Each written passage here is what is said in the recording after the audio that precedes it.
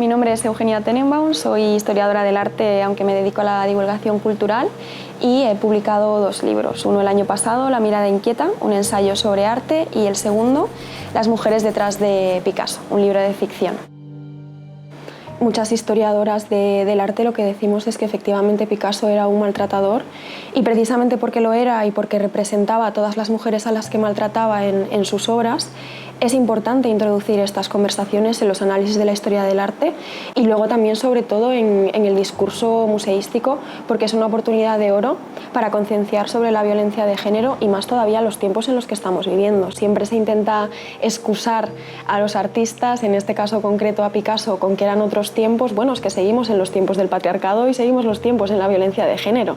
No es algo que se haya quedado en el siglo XIX o en el siglo XX y, por tanto, siguen siendo dinámicas de poder de plena actualidad. Creo que tenemos todavía a día de hoy esta conciencia de que todo esto formaba parte de su vida personal, y no solo de su vida personal, sino la de cualquier hombre que fuese problemático como artista y como persona. Esto también trasciende su obra, porque uno de los temas más representados por Picasso es precisamente la mujer, a través de los retratos de las mujeres con las que convivía, que se puede ver a simple vista un sesgo de género y una doble moral, en el sentido de ellas siempre son las maltratadas, siempre son las psiquiatrizadas, siempre son las violentadas, y siempre nos acercamos a estas artistas desde ahí, sea Frida Kahlo, Artemisa Gentileschi, Leonora Carrington, Dora Maar, Camille Claudel. En cambio, con ellos no pasa. Entonces, mi pregunta siempre es ¿por qué con ellas sí y con ellos no? Porque siempre utilizar esta voz pasiva cuando hablamos de violencia en lugar de utilizar la voz activa. Por un lado, durante muchísimos siglos se ha concebido que mujer y artista eran términos contrarios, que en ningún momento podían conjugarse.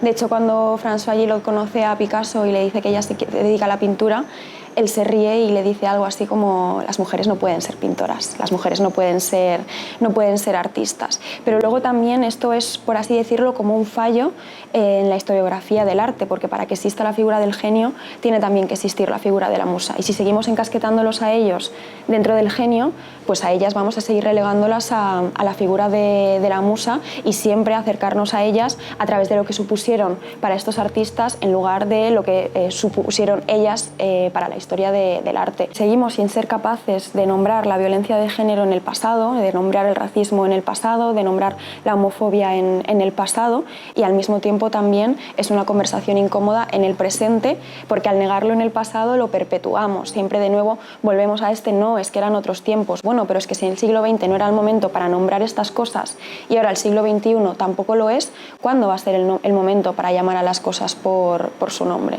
Seguramente nunca.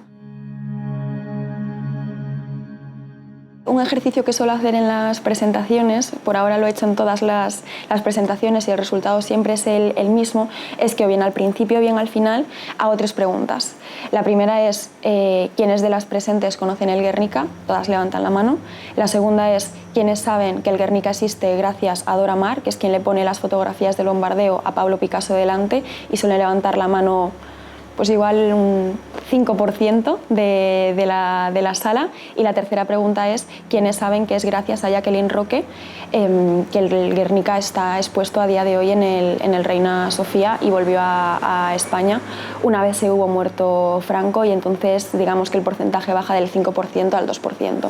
Esto explica lo mal que lo están haciendo desde los museos, porque si todo el mundo sabe que el Guernica está en el Reina Sofía y todo el mundo va al Reina Sofía a ver el Guernica, ¿por qué no saben quiénes son las que han conseguido, primero a través de su posicionamiento político y segundo a través de su gran labor de comisariado y promoción, que esta obra, probablemente una de las más importantes que tenga España en propiedad, está expuesta aquí? Por supuesto que no se está haciendo una buena divulgación, pero porque seguimos teniendo miedo a desmentir el mito del genio.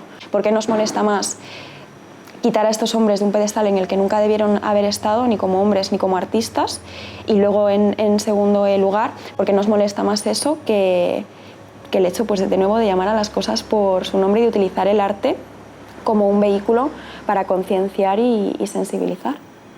Queda muchísimo por hacer. En primer lugar, yo creo que lo necesario es dejar de reducir a las artistas a una asignatura en primer lugar, que en muchos casos ni existe y que en muchos otros casos eso es una asignatura optativa.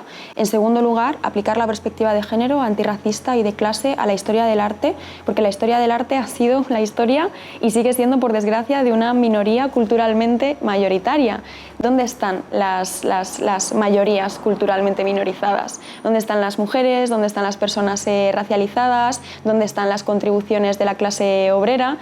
Eso no está dentro del canon artístico y gracias a estas mayorías culturalmente minorizadas existe el canon y existe la historia del arte tal y como la conocemos. Entonces lo que hace falta es, de alguna manera, plantearnos cómo nos estamos acercando al pasado, qué dice eso de nuestro presente y cuáles van a ser las consecuencias de todo ello de cara al futuro. Al final, algo de lo que me he dado cuenta es que muchas de ellas acabaron sus vidas profundamente frustradas porque 20 años, 30 años, 40 años después de haber dejado la relación con él, seguían acercándose a ellas preguntándoles por él.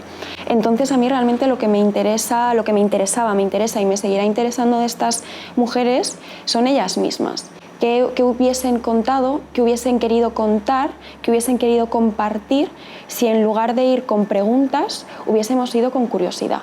De quiero conocerte a ti, quiero saber qué piensas, quiero saber cuáles son tus reflexiones, quiero saber cómo entiendes tu práctica artística. Eso es quizás lo que más me hubiese gustado, el tenerlas delante y decirle: estoy aquí para escucharte, cuéntame lo que tú quieras porque me va a interesar absolutamente todo lo que salga por esa boca.